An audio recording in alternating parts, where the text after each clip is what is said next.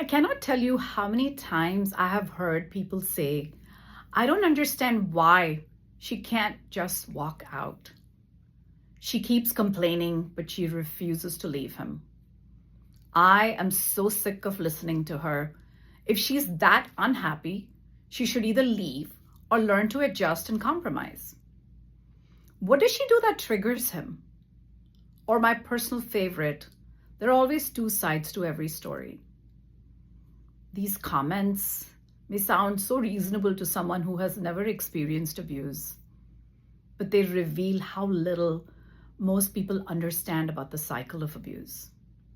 An abusive relationship is not necessarily abusive every minute of every day. First, tension begins to build. The victim senses a change in his mood and starts walking on eggshells.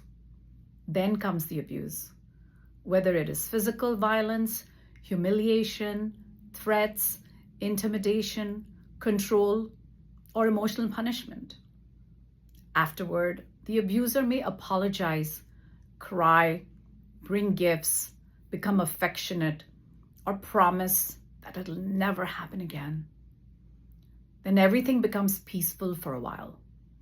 The victim sees the charming, loving person she originally fell in love with and begins to believe that perhaps he really has changed. And then the tension starts building again. That is the cycle. And here is something else people often don't understand. Most abusers do not walk around looking dangerous. They can be truly charming, funny, generous, successful, and extremely likable. They may be wonderful friends, helpful neighbors, respected professionals, and the life of every party. The abuse generally happens privately. So when the victim finally speaks, people say, but he seems so nice. Or, I've never seen that side of him. They may even say, he has always been lovely to me. I can't believe he's like that. Of course he has. Abusers do not abuse everyone. If they did, nobody would trust them, and their public charm can make the victim doubt herself and make others doubt her. Please stop asking a victim what she did to trigger him. Adults are responsible for how they manage their anger. Disagreement, disappointment, or frustration does not justify abuse.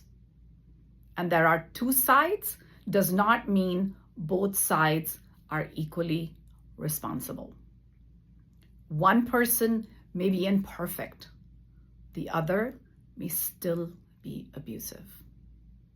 So if someone repeatedly tells you that she is frightened, controlled, humiliated, or being harmed, please do not tell her to adjust and to compromise. Don't shame her because she isn't ready to leave. And do not become tired of listening simply because her progress is taking longer than you expected. Leaving may take several attempts.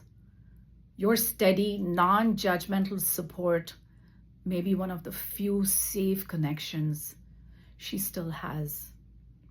So be there for that person who comes to you and trusts you enough to share some of her insecurities or fears.